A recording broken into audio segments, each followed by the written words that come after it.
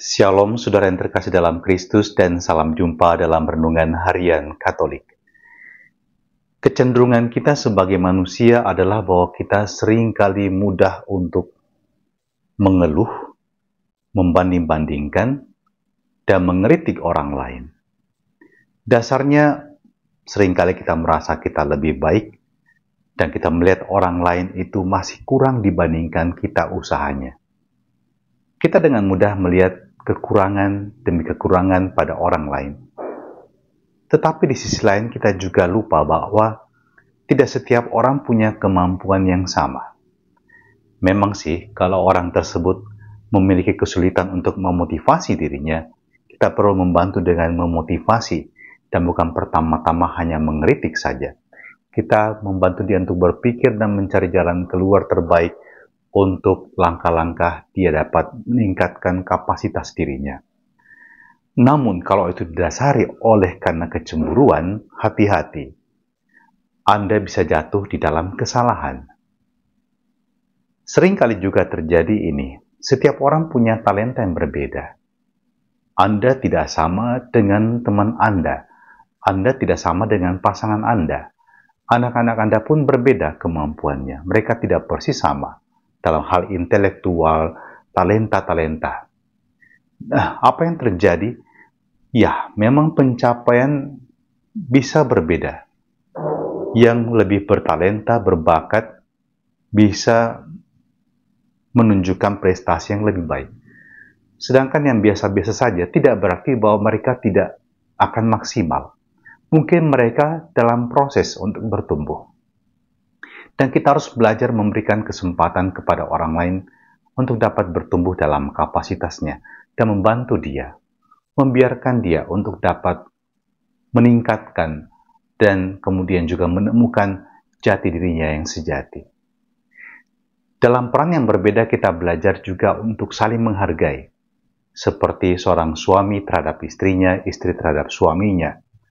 Dua peran yang berbeda dalam keluarga tetapi ketika disatukan, dikombinasikan akan menjadi kekuatan yang luar biasa. Demikian pun dalam komunitas-komunitas hidup bakti atau pelayanan, kekuatan kita adalah kalau kita menyatukan hati dan budi, bukan dengan saling cemburu dan saling mengkritik. Dalam keluarga pun demikian. Bayangkan kalau antara suami dan istri yang terjadi adalah persaingan dan saling cemburu, saling kritik satu sama lain, tidak akan ada namanya ketentraman dan kebahagiaan. Dalam Injil hari ini, Yesus menegur Marta. Marta dan Maria menerima Yesus dalam rumah mereka bersama dengan rombongannya tentunya. Dan Marta sibuk sekali di dapur untuk menyediakan tentu konsumsi, apa yang bisa dimakan. Dan Maria sebagai seorang tuan rumah yang baik, menyediakan diri, mendengarkan Tuhan, dan memberikan perhatiannya seluruhnya kepada Yesus. Peran yang berbeda tapi sebenarnya saling melengkapi. Kalau semuanya sibuk di dapur, siapa yang duduk di kaki Tuhan? Jika semuanya sibuk duduk di kaki Tuhan, siapa yang bergerak aktif? Dalam gereja kita punya dua bentuk pelayanan ini.